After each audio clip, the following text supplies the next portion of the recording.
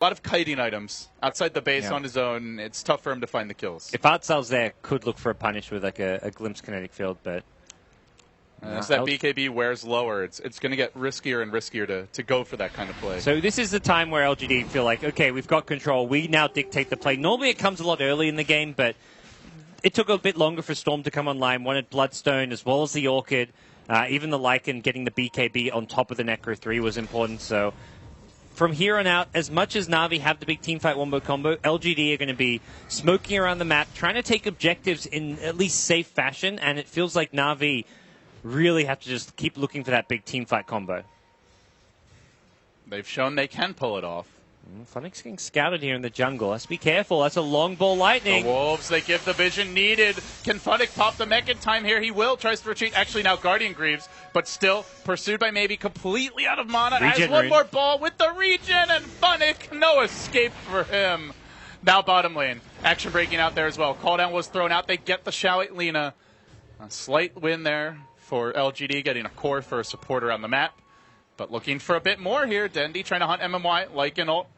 Gearing up and racing in potentially. Even his illusions are charging forward with rapid speeds, while maybe is finding kills to the south of the fight. Up to the north, it breaks out in earnest, starts out with the TP out, escapes from the snowball, which just turns tail towards the well. And God, did you see how fast that gyrocopter had his rotors just ripped off and plummeted to the ground? Man, he didn't last a second.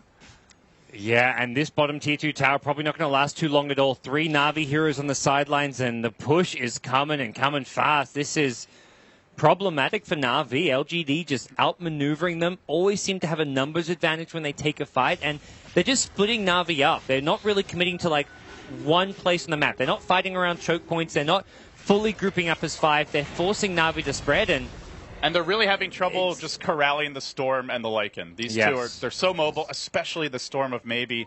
You have quote-unquote counters on paper, but just not the most mobile ones. They don't have a Hex yet. Your Disruptor is relatively poor, sitting at only, well, actually extremely poor, sitting at, it was Leap Gold for a moment, now just 1,344. Tough to wrangle him. Here comes the Lycan ult. Once again, it's online. It's up a lot at this stage of the game. And again, the jump in, maybe onto Funnick. They do have a Static Storm, and they drop it, but it's a complete airball from Artcell. This gives LGD the freedom to rush forward. More objectives are the goal. They may not even wait for the next Roche. With those kills, looking for more, and they even going to find Dendi, who throws himself up in the air. Can he blink out in time? No, the Echo! That's all, nothing else! One by one, Na'Vi fall like a house of cards, collapsing under the weight of the LGD onslaught, who look to continue rampaging through Group A. It's LGD at Secret, neck and neck here down the stretch, as they will force out the GG, sweep Na'Vi 2-0, and with this loss, Gods, Na'Vi 100% to the lower bracket for them.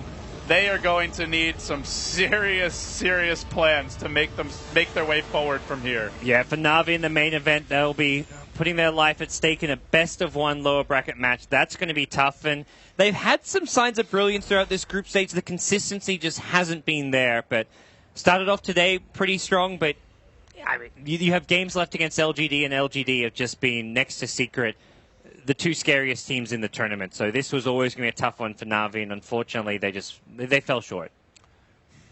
Good news about this year's format. They are not out of it. They won't be eliminated before the main event, but you know, as much as every loss we've seen from Na'Vi so far, they try to keep their chins up. They try their best to talk about what they can do for the next game. It has to start wearing on them at some point. They just can't seem to put together wins. And, you know, you even go back to day 1, the match against Cloud9, it felt like they could have 2-0'd them. That starts to come back to really haunt Na'Vi. And I worry about the morale even more than the potential of the team. But, well, with that, we're going to hand it back to the analysts, see what they think about Na'Vi, as well as how Group A is shaping up overall.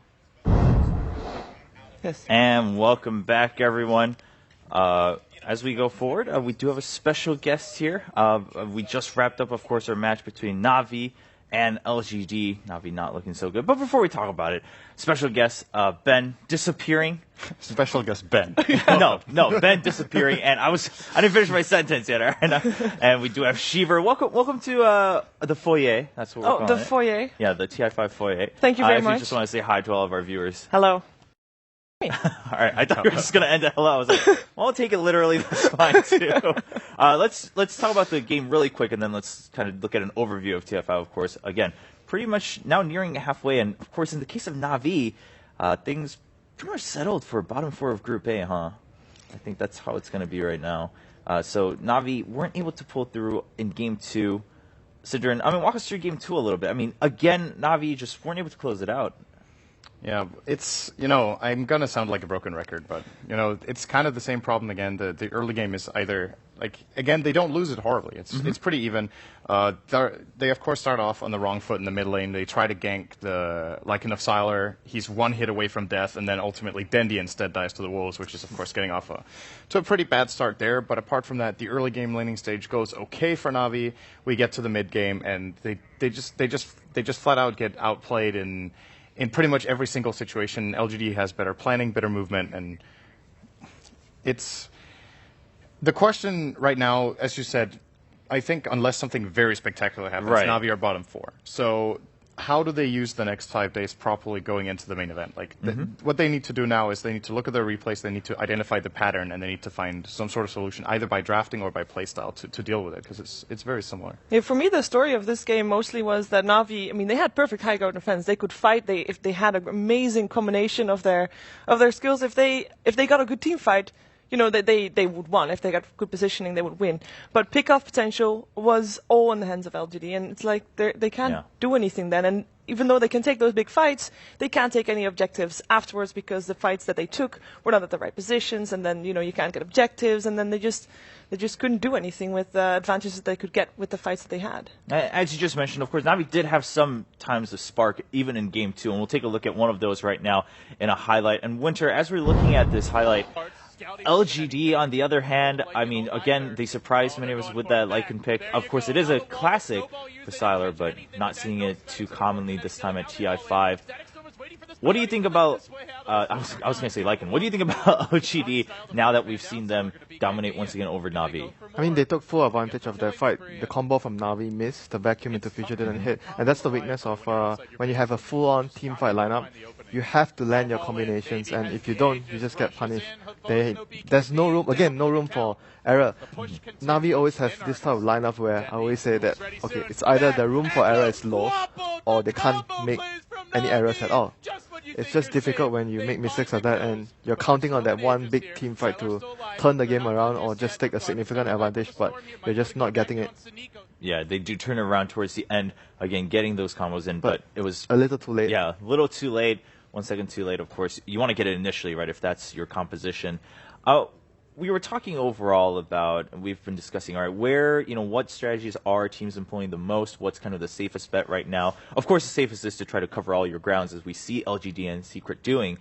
But in the case of teams that are going for just these massive combos, right, those one-move combos coming in, where else can they round it out? Or is that just the nature of one-move combos? That's kind of the risk you take. If you choose that strategy, you're just saying either it works or it doesn't. LGD is the one choosing the fights, I feel, most of the time, because they have Storm and Lycan. They move you around the map, and Storm initiates if it's a good fight. They feel you're not together. Like a lot of the fights the caster mentioned, okay, Na'Vi is not ready to take the fight because they are not grouped out yet. Their lineup works very well if everyone is at the same area. But LGD move them around, and then they look for pickoffs when everyone is split up. Storm is just looking for whoever is alone, and they just start a fight there. And the TPs come in, but at the end of the day, it's going to be late. Someone is going to be already either dead or you're just too low to fight again. As we take a look at just the ending moments again, just to recap Game 2, Shiva, overall, were you pleasantly surprised by LGD? Because I feel like it was kind of split in the community. Either people were like, definitely top 2, top 3, or everyone was like, no, way overhyped. Before the group stages, I was not expecting them to be on top of the group stages, or at least top 2 in this case. I'm definitely impressed by them. They've been playing some solid Dota, and they are, as you mentioned, covering all their bases. They can counter almost anything. They have been playing all kinds of different styles of Dota. They've been playing the pick-off Dota, as they did just now, but at the same time, they also have a Lycan in their team, so if a pick-off is successful, they've got the push there as well, they've got a bit of team fight in there as well. They have a very well-rounded squad there, so I think they did surprise me, but I shouldn't be surprised by that. Sindern, of course, we've discussed LGD quite a few times now. We said earlier, all right, Secret and LGD, at this point, no one should be surprised coming in after a couple of these matches. are you still convinced that maybe they'll just go all the way through the upper bracket once they enter the bracket stage? You're saying still convinced? Because I don't know if I don't feel like I was like Shiva going in. I wasn't expecting them to be on top of this group together with Secret. So the question is if they've won me over. Okay. They've definitely like changed my expectation for where they're going to end up. I think they're going to be up very high now. Top 4 seems pretty likely. As for getting to the finalists, those kind of predictions are like pretty much impossible right now because you're looking at EG, you're looking at Secret playing well, you're looking at definitely LGD as well, and then the question is who is going to rise during the main event because there's always someone who rises to the occasion. Very true. And we need to remember it's group stages right now. The teams are playing for top 4, and then when you're in the winner bracket, that's the most important thing. Like the breaking point is. Are you winner or lower bracket? And then if you're in the winner bracket, it's about do you get to pick your opponent or not? Like those are the 2 most important things. And some of the teams that I think are going to be really strong, such as Vici Gaming, I still have a lot of faith in them. As long as they make the winner bracket, they might not be a team that the winner of this group will want to pick anyway, actually. So they might get a decent opponent and a matchup they would be interested in. So LGD, top 4. Okay. As we take a look at the standings, I actually want to ask all 3 of you, and maybe Shiva, you the most, since we've discussed this lightly with the other guys here on the panel before. But is there something maybe we should take into account in the fact that once you go further into the bracket, obviously we're going to have best of series, right? It's not going to be best of 1s or best of 2s.